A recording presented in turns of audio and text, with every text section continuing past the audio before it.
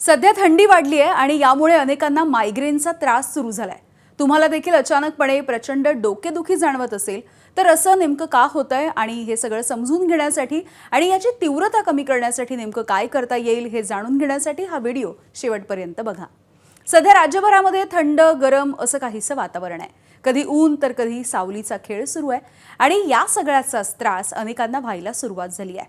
Migraine म्हणजे अचानकपणे आलेली ही तीव्र अशी डोकेदुखी। ही 4 तासांपासून ते अगदी 72 तासांपर्यंत राहू शकते, ज्यामुळे उलट्या, मळमळ आणि अंधुक दिसण्याची देखील समस्या निर्माण होते। हवामानामधला सध्याचा बदल हा मायग्रेन असणाऱ्यांसाठी काहीसा घातक ठरतोय।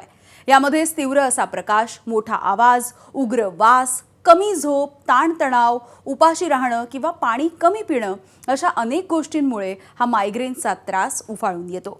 यासोबतच अंडी, मांस, दारू, अति चहाचं किंवा अति कॉफीचं सेवन, लिंबू वर्गीय पदार्थांचं अति सेवन या सगळ्यामुळे तुमचा मायग्रेन हा ट्रिगर होऊ शकतो। ही डोकेदुखी घरगुती उपायांनी जर अगदी तात्पुरत्या स्वरूपामध्ये कमी करायची असेल तर थोडं पाण्याचं सेवन करणं, शांतपणे काही वेळ झोप घेणं, आपल्या श्वासावरती लक्ष केंद्रित करणं, योगासनं करणं अशा काही गोष्टी करता येऊ शकतात, ज्यामुळे आराम देखील मिळू शकतो। अर्थात ज्यांना मायग्रेनचा त्रास आहे या सगळ्यांचाच मायग्रेन हा काही पूर्णपणे बरा होऊ शकेल असं नाहीये। त्यामुळे आपल्या जीवनशैलीमध्ये हळूहळू बदल घडवणं आणि मायग्रेन कंट्रोल ठेवणं हेच त्यावरचं औषध आहे। त्यामुळे तुम्हाला किंवा तुमच्या आसपास कोणाला जर मायग्रेनचा त्रास जाणवत असेल तर त्यांना हा व्हिडिओ नक्की शेअर करा। एबीपी माझा, उघडा डोळे बघा नीट।